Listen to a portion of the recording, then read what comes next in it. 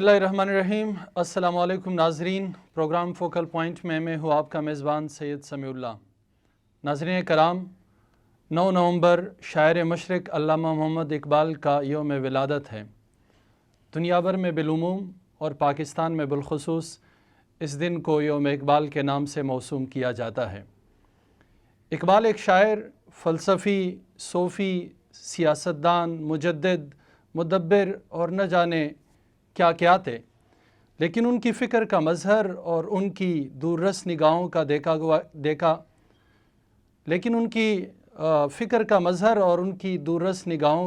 गया ख्वाब आज पाकिस्तान, ममलिकत खुदादाद पाकिस्तान की शक्ल में मौजूद हैं।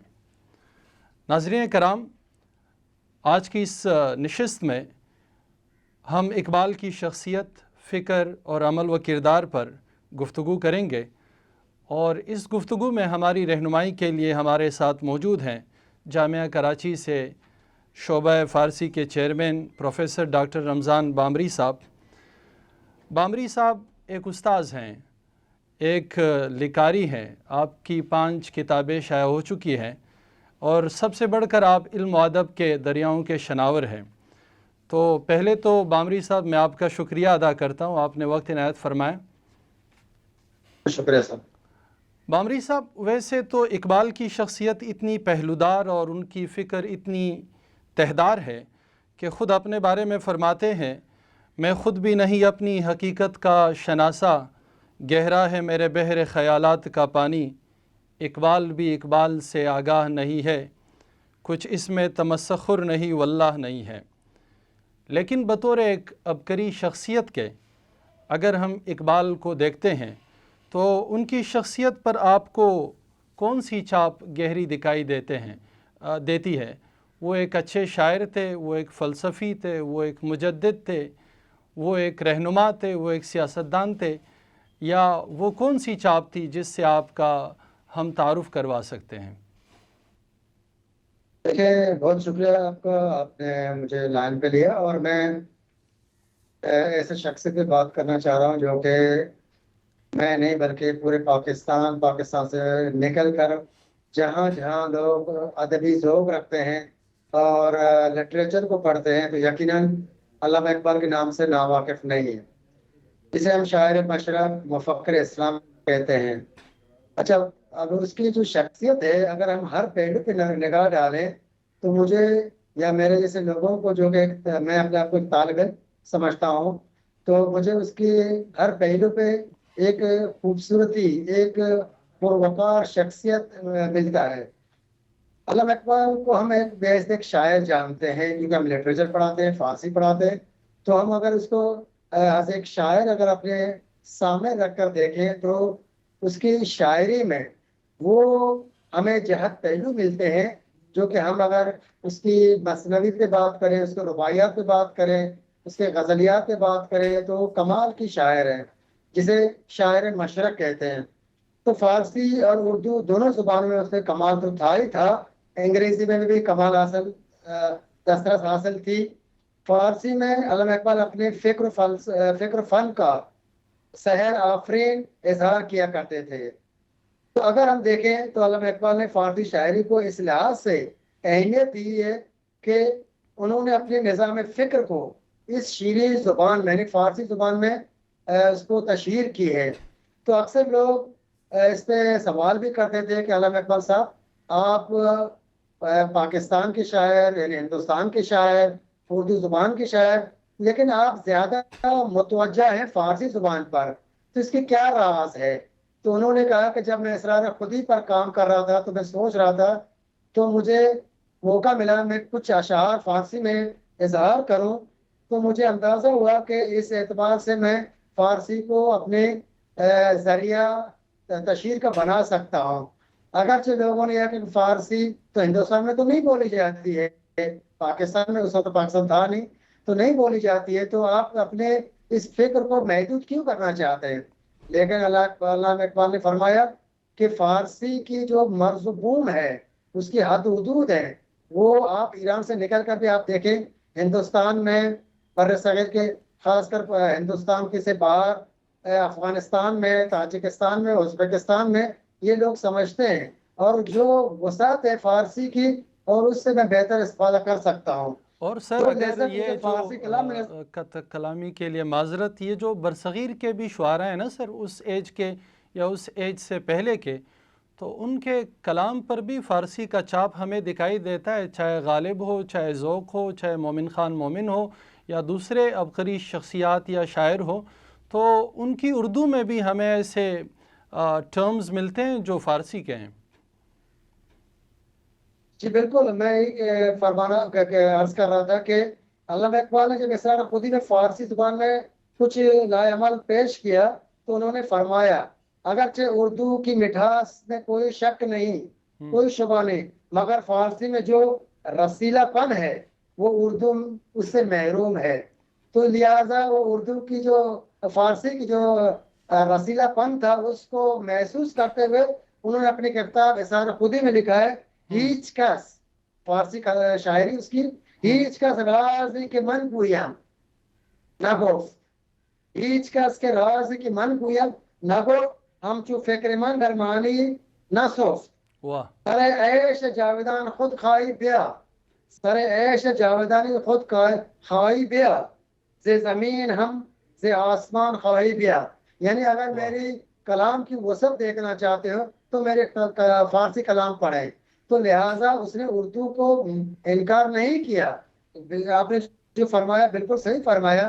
اس دور میں اس سے پہلے علامہ اقبال جیسے لوگ، بیدل جیسے لوگ، وہ فارسی میں فیضی جیسے لوگ فارسی کلام کہتے تھے، لیکن علامہ اقبال نے جو فارسی میں جو لذت بخش اور اس کے جو وسعت ڈال دی تو شاید کسی اور زبان میں ہم دیکھتے ہیں، یا خاص کر اردو زبان میں.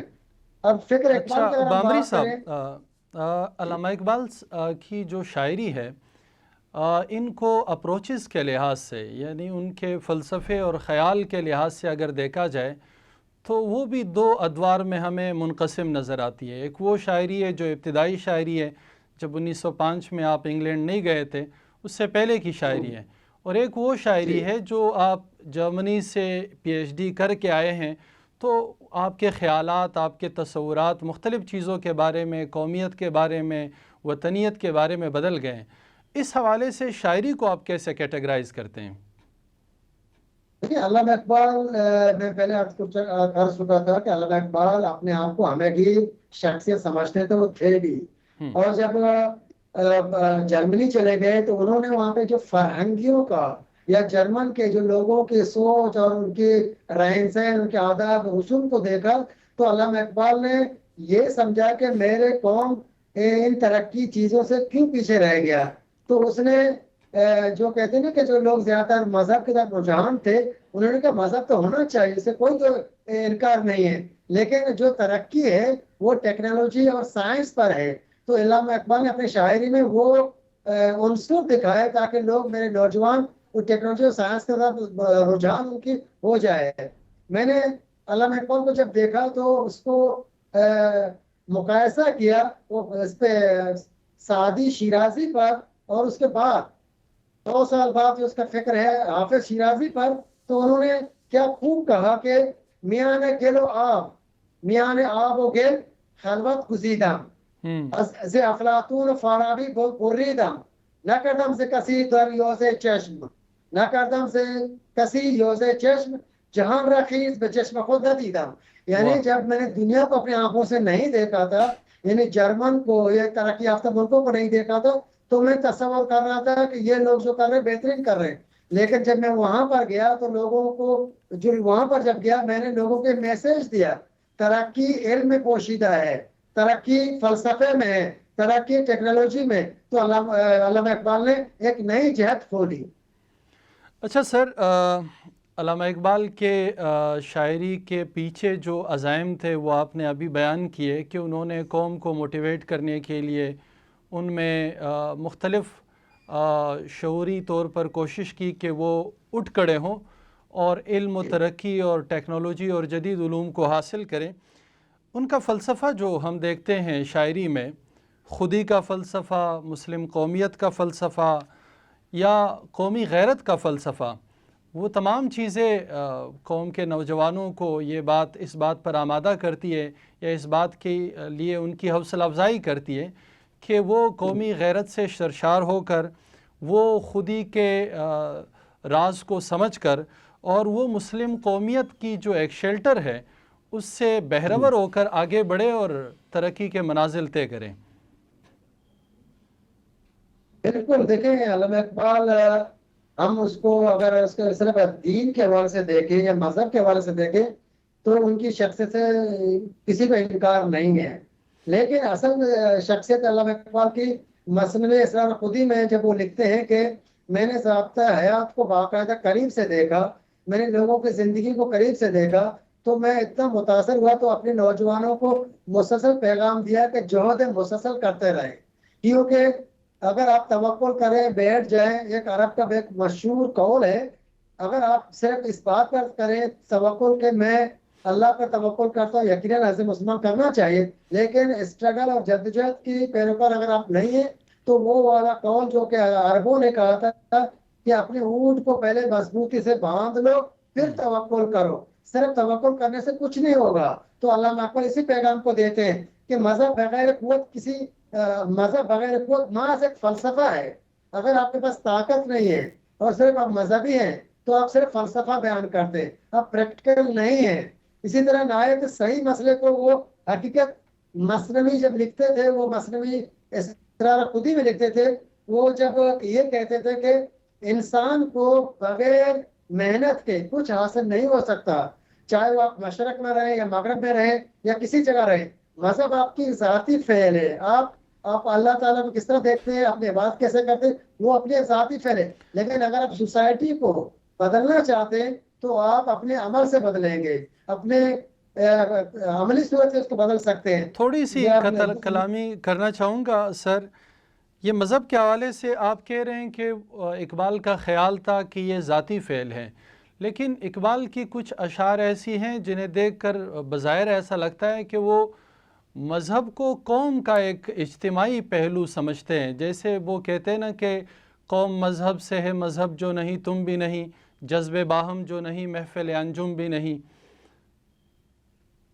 لیکن محترم یہ ہے کہ علامہ اقبال یہ تو بالکل صحیح فرماتے ہیں، اس کو تو کوئی دو رائے نہیں، وہ تو مجموعی صورت اس کو کہتے ہیں، لیکن دیکھیں قوم پہلے بنا ہے، اس کے بعد مذہب اس پر آیا ہے۔ ریلیجن کی اگر ہم بات کریں تو میں نہیں سمجھتا ہوں کہ انسان پیدائش ہوا دیش سے قوم ہو گیا۔ دیکھیں اگر پاکستان میں جو قوم رہتے ہیں، اگر آپ اس پہ جو کہ آپ کے اسلام سے ناشنا یا دور ہیں، لیکن پاکستانی قوم تو اپنے آپ کو کہتے ہیں، اس پہ آپ عیسائیوں کو دیکھیں، آپ مسلمانوں کو دیکھیں، آپ ان کو جو کہ نان مسلم ہیں ان کو دیکھیں، تو وہ آپ کے قومیت تو پاکستانی لکھتے ہیں۔ میں اس لیے کہہ رہا ہوں یعنی کہ آپ کیا علامہ اقبال سمجھتے نے ہیں اقبال کی نظر میں سر قومیت کا کیا تصور تھا؟ قومیت کی تصور علامہ اقبال کی ایک مجموعی صورت، ایک انسان کی ایک سوچ کی صورت ہے، ایک اسٹرگل کی صورت ہے، جس دھرتی میں رہتا ہے، جس علاقے میں رہتا ہے، اس کی افادیت، اس کی اولیت کو برقرار رکھے تو وہ قوم بن جاتا ہے۔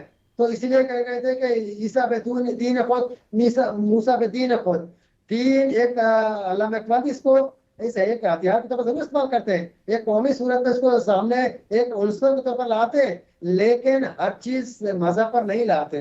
وہ اسی لیے کہتے ہیں کہ قوم مذہب بغیر قوت، اگر مذہب ہے تو طاقت نہیں ہے تو آپ قوم نہیں بن سکتے، اگر طاقت ہے تو اس کے ساتھ ساتھ مذہب ہے تو ایک قوت اور ایک مسئلہ ایک فلسفے طور پر آپ قوم بن سکتے ہیں، کیونکہ اگر صرف مذہب کو آپ تنہا لے لیں تو ایک فلسفے کے علاوہ کچھ نہیں ہے، تو فلسفہ سوچ پہ ہوتا ہے، گراؤنڈ پہ وہ جدوجہد اور قوت ہو سکتی ہے۔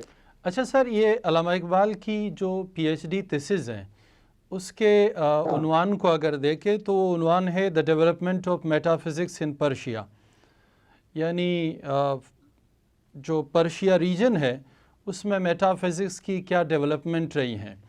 آپ کیا سمجھتے ہیں کہ اقبال پر جو تصوف یا متصوفیانہ فکر ہے اس کا اثر کب سے پڑنا شروع ہوا کہ انہوں نے اپنی پی ایچ ڈی کی تھیسز بھی اسی میں کی، اور بعد میں پھر جیسے آپ نے سعدی شیرازی کا ذکر کیا یا اس کے بعد ہم مولا روم کو دیکھتے ہیں، یعنی اقبال کہتے ہیں کہ بعض برخوان میں زفیز پیر روم دفتر سربستہ اسرار علوم، یعنی وہ ان سے بھی مولا روم سے بھی متاثر ہے، وہ سعدی شیرازی سے بھی متاثر ہے، اور وہ جتنے بھی مسلم وہ فلسفی جو تصوف سے ریلیونٹ رہے ہیں وہ ان سے متاثر ہوئے ہیں۔ دیکھیے علامہ اقبال تو متاثر جس طرح آپ نے فرمایا بالکل اسی طرح ہے۔ علامہ اقبال سب سے زیادہ متاثر تو وہ مولانا روم سے تھے، اس کو اپنے روحانی استاد اور مرشد کہتے تھے۔ اگر آپ مثنوی جو کہ علامہ اقبال لکھتے ہیں تو وہ پیروی کرتے مولانا روم کے۔ تو مولانا روم کا پہلا شعر ہے جو کہ بڑا اس کے اندر فلسفہ بھی ہے، جذب قومیت بھی ہے، اتحاد بھی ہے، تمام پہلو اس میں نظر آتے ہیں۔ اس کا پہلا شعر ہے کہ وشنو از نیچو حکایت بھی کند، سنو اس بانسری سے وہ کیا کہتا ہے، وشنو از نیچو حکایت بھی کند از جدائی شکایت بھی کند۔ جب اس بانسری کو آپ دیکھیں یہاں پہ کیا پیغام دے رہا ہے، ایک بانس ہے، جب آپ اس کو کاٹتے ہیں پھر اس کو بانسری بناتے ہیں خشک لکڑی سے، جب آپ اس کو پھونکتے ہیں ساز کے طور پر آپ اس کو استعمال کرتے ہیں، اس میں سے ایک درد بھری آواز نکلتی ہے۔ وہ درد بھری آواز کیا پیغام دیتا ہے، کیا حکایتیں کرتا ہے؟ وہ شکایت کرتا ہے آپ سے کہ تو آپ نے مجھے اپنے اصل سے جدا کیا۔ جس طرح اردو کا شعر ہے کہ اپنی مٹی پہ چلنے کا سلیقہ سیکھو، سنگ مرمر میں چلو گے تو پھسل جاؤ گے۔ جی علامہ اقبال کی بھی تصور یہی ہے کہ اگر آپ قوم کے اندر رہو گے، بے حیثیت قوم پہچانے جاؤ گے تو آپ کی ایک طاقت ہوگی، ایک قوت ہوگی۔ اگر آپ انفرادی طور پر جاؤ گے تو آپ فرد کی صورت میں جاؤ گے تو شاید آپ کی کوئی حیثیت نہیں رہے گا۔ تو مولانا روم کی اس شعر کے ساتھ وہ بہت ہی چیزوں کو جوڑتا ہے۔ پھر کہتے ہیں کہ دی شیخ باچراغ ہمی گشت گردشار، علامہ اقبال فرماتے ہیں دی شیخ باچراغ ہمی گشت گردشار کہ داں ودت بولم انسان آرزوز، یعنی ایک شیخ، ایک دانشور، ایک مفکر ایک چراغ لے کے گھوم رہا تھا تو لوگوں نے پوچھا کہ کیا تلاش کس چیز کی تلاش ہے؟ اس نے کہا کہ مجھے انسان میری تلاش ہے، میں انسان کی تلاش کرتا ہوں۔ تو اسی طرح شیخ سعدی فرماتا ہے کہ بنی آدم ازا یک دیگرم ز آفرش گوهرند چون عضوی به درد آرد روزگار دیگر عضوارا نماند کرد، یعنی جو بنی آدم ہے، انسان ہے، تو وہ قوم سے بھی آگے بڑھتا ہے۔ شیخ سعدی یہ بنی آدم کی بات کرتا ہے، یہ بنی نوع انسان کی بات کرتا ہے کہ ایک اعضا کے مانند ہے، جس طرح حدیث سے لیا گیا ہے کہ ایک اعضا کے مانند ہے۔ اگر ایک اعضا کو انسان کی تکلیف ہو تو پورے جسم کو تکلیف ہونا چاہیے۔ اگر تکلیف نہیں ہوگا تو نشاط نامت ناند آدمی، اگر تکلیف نہیں ہوگا تو انسان کہلانے کے حقدار بھی آپ نہیں ہیں۔ اسی فلسفے کو مولانا روم فالو کرتا ہے، اسی فلسفے کو علامہ اقبال فالو کرتا ہے۔ گفتم کہ یافت نشود جوستے اما، اگر انسان پیدا نہیں ہوتا آپ جستجو میں، گفت آن کی یافت میں نشود آنم آرزوز، جو پیدا نہیں ہوتا، جو میرے تلاش کے ساتھ تلاش نہیں کر سکتا اس کو، وہی چیز میرے آرزو ہے، جو مل جائے وہ آرزو ختم ہوتا ہے۔ انسان کی آرزو اس تک جستجو میں چلتا ہے جب تک وہ اس کو پالتا نہیں، حاصل نہیں کرتا۔ جو چیز حاصل ہوتا ہے وہ آرزو نہیں رہتا۔ اچھا بامری صاحب، اقبال کے سیاسی نظریے پر آپ ذرا روشنی ڈالیے۔ ہم ان کی شاعری میں دیکھتے ہیں کہ ایک طرف وہ اہل کلیسا سے خفا ہیں، وہ شیخ حرم سے بھی ناراض ہیں، وہ نیٹشے کے نظریات سے بھی ناراض ہیں، ایون وہ مغربی جمہوریت کو بھی تنقید کا نشانہ بناتے ہیں کہ یہ ایک ایسا طرز حکومت ہے کہ جس میں بندوں کو گنا کرتے ہیں، تولا نہیں کرتے۔ تو اقبال کس سیاسی نظریے کو آگے لے کر چلتے ہیں اور کس کی طرف وہ رہنمائی کرتے ہیں؟ لیکن جس طرح میں نے فرمایا کہ عرض کیا کہ علامہ اقبال جس شخصیت کو پیروی کرتے ہیں، جس سے متاثر ہیں، وہ مولانا روم ہے۔ اب آپ یہ جو نظام بتاتے ہیں، جمہوریت نظام، یا کہ نیتشے کی بات کی آپ نے، روسو کی یا لاک یا دوسروں کی، یہ یا جمہوریت کی بات ہم خاص طور پر کرتے ہیں تو کہ وہاں پہ لوگوں کو گنا جاتا ہے، تولا نہیں جاتا ہے۔ تو یہ جو کہ ایک ریوڑ کی طرح جو کہ فیصلے ہوتے ہیں، تو اس جمہوریت کو شاید وہ انکار کر رہا ہے، لیکن اصل بات یہ ہے کہ جو کہ تفکرات اقبال ہیں یا تصورات اقبال ہیں، وہ لوگوں کی معیار پہ دیکھتا ہے۔ یعنی ایک شخص اگر وہ عالم و فاضل ہو جائے، وہ اس چیز کو سمجھ سکتا ہے کہ وہ لیڈ کر سکتا ہے، رہنمائی کر سکتا ہے، وہ ساربان بن سکتا ہے، تو وہ شاید چند لوگ ہوں گے تو ان کو پیروکاری کرنا چاہیے۔ علم کو وہ مرکزیت پہ رکھتا ہے، وہ علم کو، شعور کو مرکزیت پہ دیکھنا چاہتا ہے۔ یعنی اگر شخص، اگر تعداد میں کم ہے لیکن باشعور ہیں، پڑھے لکھے لوگ ہیں، تو ان سے رہنمائی لینا چاہیے، نہ کہ ان کو گنایا جائے۔ تو علامہ اقبال اس بات کو بالکل زور دیتا ہے، کہتا ہے کہ اب اس کو دیکھیں، سمندر کی طرف تشبیہ دیتا ہے علامہ اقبال، اس دنیا کو ایک سمندر کی تشبیہ دیتا ہے۔ تو جس سمندر کی گہرائی میں جو کہ مروارید ہے اس کی تلاش کیا جائے، نہ کہ اس کے موجوں سے ہم چیزوں گنے جائیں۔ بے دریا غلط و بموجش دراویز، بے دریا غلط و موجش دراویز، حیات جاویدہ اندر ستیز است، حیات جاویدہ اندر ستیز است، یعنی سمندر کے موجوں سے ضرور لڑ، ستیز کر، جدوجہد کر، لیکن جو آپ کے ٹارگٹ ہے وہ اس موتی کا ہونا چاہیے جو سمندر کے تہہ میں ہے۔ تو علامہ اقبال اس جمہوریت کو، جو کہ صرف اور صرف تعداد سے گنا جاتا ہے، اس کی طرف بالکل اشارہ نہیں کرتا، بلکہ اس کے اندر جو خوبی ہے، وہ خاصیت ہے اور وہ کوالٹی ہے جو کہ موتیوں کی طرح ہے، اور اس کی تلاش میں سمندر کے تہہ میں متزن ہو جا۔ اچھا بامری صاحب، لیڈرشپ کی طرف آتے ہیں۔ اقبال نے لیڈرشپ کے لیے بہت سارے اشعار کہے یا بہت سارے پوائنٹس دیے، لیکن ان کا یہ شعر بڑا زبان زد عام ہے کہ نگہ بلند سخن دل نواز، جان پرسوز، یہی ہے لخت سفر میر کارواں کے لیے۔ آپ کو کیا لگتا ہے، اس دن کو ہم پاکستان میں مناتے ہیں، ہمارے تمام سیاسی زعماء اس دن پر مختلف پیغامات نشر کرتے ہیں، لیکن اقبال کی اس قول سے یا اس شعر سے کیا رہنمائی ملتی ہے کہ ہمارے سیاسی رہنماؤں کو اپنے قول و فعل میں کیا وہ بنیادی سقم ہے جو دور کرنی چاہیے تاکہ وہ لیڈرشپ کا جو ایک سٹینڈرڈ ہے اس پر پورا اتر سکیں؟ یہ بہت ہی عمدہ سوال اور بہت ہی اس پہ گہرائی ہے، لیکن میں کوشش کروں اپنے جتنی میری ہے ایز اے طالب علم، میں کوشش کروں اس کو تھوڑا سا اس پہ میں بات کروں۔ دیکھیں، ہم صرف گفتار کے غازی ہیں، ہم کردار کے غازی نہیں ہیں۔ ہم صرف لوگوں کو نام ڈراپنگ کرتے ہیں، نام لیتے ہیں، لیکن ہم ان کی فلسفے سے ناواقف ہیں۔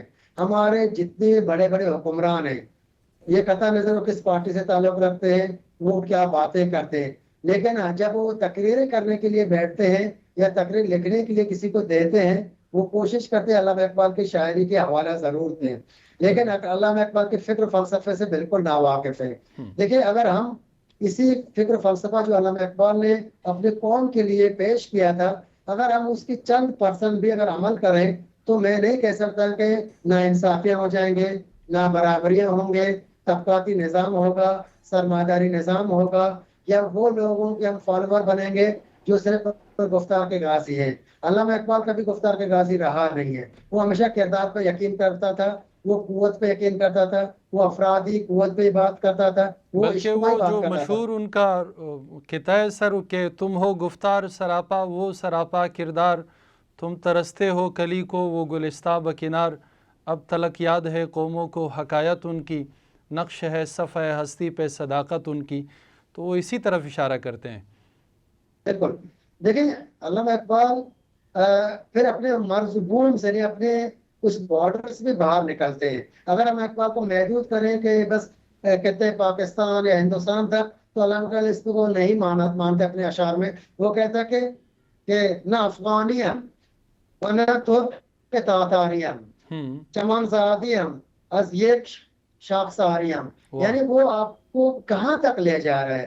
اگر اسی فکر کو ہم دیکھیں، نہ صرف ہمارے جھگڑے، یہ طبقاتی نظام، یہ ہماری قبیلے نظام یہ ختم ہوگا، بلکہ ہم اس باؤنڈری سے باہر نکل کر بھی ایسے مسلمان سوچے، نہ افغانیم نہ ترک تاتاریم، تو یہاں پہ افغانیوں کو بھی ملتا ہے، تاتاریوں کو ملتا ہے، ترک کو ملتا ہے، تو یہ اس مرزبون سے باہر نکلتا ہے۔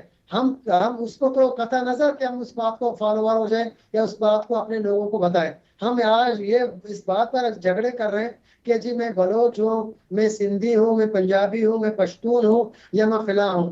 ہم اس جھگڑے پہ پھنسے ہوئے.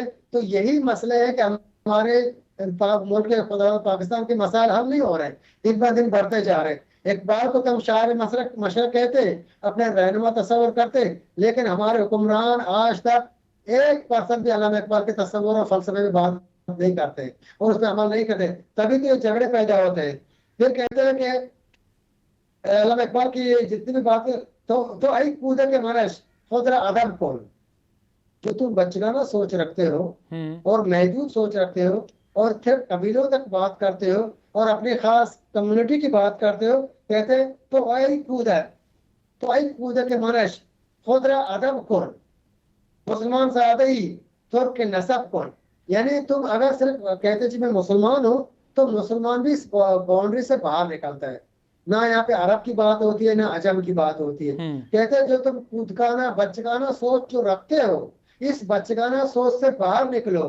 تو کیا کرو, تو آؤ مسلمان زیادہ ہو, تم مسلمانی کی بات کرتے ہو تو کم سے کم مسلمانوں کے فکر فلسفے سے بات کرو. تو اس بات پہ اگر ہم اس کو تھوڑا سا گہرائی سوچ رکھیں تو میں یہ سمجھتا ہوں نہ ہم پنجاب کے خطے کی بات کریں گے, زمین کی بات کریں گے, نہ بلوچستان کی بات کریں. یہ جو جھگڑے آج کی انجسٹس سے ہو رہا ہے, تو علامہ اقبال انصاف کی بات کرتا ہے. جہاں جس سوسائٹی میں انصاف نہ ہو, برابری نہ ہو, برادری نہ ہو, تو یہ اس طرح کی سیاسی مسائل روز بروز پیدا ہوتے رہیں گے. لیکن بامری صاحب, اقبال یہ بھی تو بتاتے ہیں کہ جب اس طرح کا معاشرہ ہو جو انجسٹس کا شکار ہو, چلے عمرا آپ کو حق نہیں دیتے, رہنما جو ہے وہ اس فکر سے لاتعلق ہے, پر وہ پھر عوام کو مزاحمت کے لیے ابھارتے ہیں کہ اٹھو میری دنیا کے غریبوں کو جگا دو, کاخ عمرا کے در و دیوار ہلا دو. ہمارے عوام بھی ایسا لگتا ہے کہ اقبال کے فکر سے نہ صرف ناشنا ہے بلکہ اس کے فکر پر کسی بھی طرح سے ہمارا جو قومی عمل ہے وہ اس سے کوئی مناسبت نہیں رکھتا, کیونکہ عوام بھی اس پورے نظام کے خلاف اٹھنے کے لیے یا مزاحمت کے لیے تیار نظر نہیں آتے ہیں. بالکل صحیح بات فرمایا. دیکھیں میں پھر عرض کر رہا ہوں کہ علامہ اقبال کا جو کہ مخاطبین ہے وہ کبھی بھی حکمراں طبقہ نہیں رہا. وہ ہمیشہ اپنے غریب, اپنے وہ جو کہ مظلوم طبقہ ہے, جو کسی بھی طبقے ان سے مخاطب ہو کے کہتا ہے, کیونکہ یہی طبقہ ہے جو حکمران کو منتخب کرتا ہے.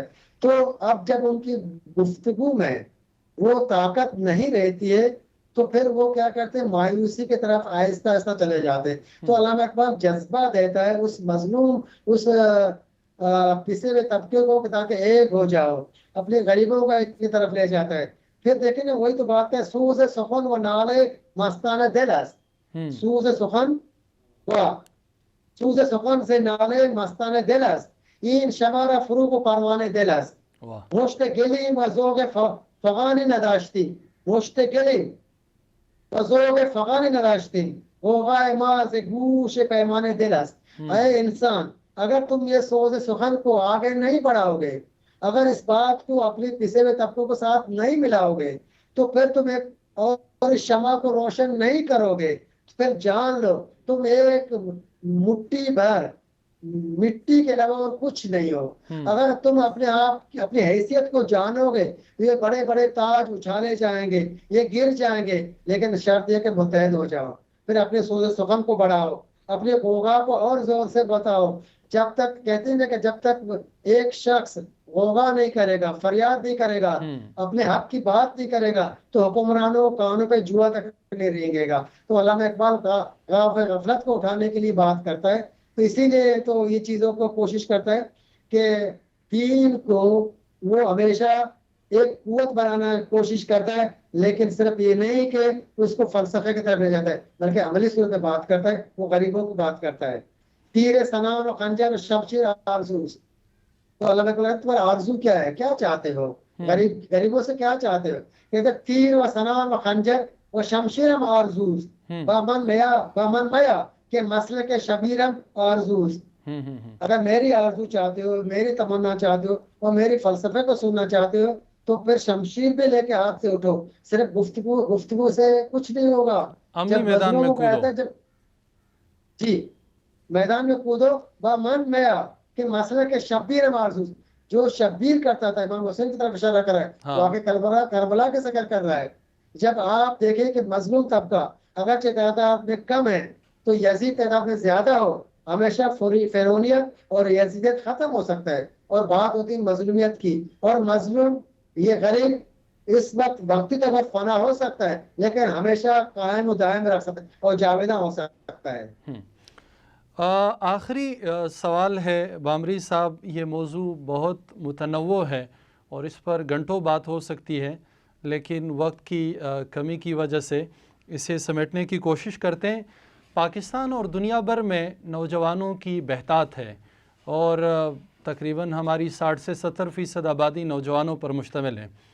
اقبال کو دیکھتے ہیں تو نوجوان کو کبھی شاہین کا ایک استعارہ دے کر وہ موٹیویٹ کرتے ہیں اور کبھی انہیں آگے بڑھنے کے لیے وہ آسمانوں کی جو لمیٹیشنز ہے وہ ختم کرتے ہوئے بات کرتے ہیں کہ تو شاہی ہے، تیرے سامنے آسماں اور بھی ہے، یا نہیں ہے تیرا نشیمن قصر سلطانی کی گنبد پر، تو شاہی ہے بسیرا کر پہاڑوں کی چٹانوں پر، یا اس طرح کے دیگر ارشادات ہیں آپ کے.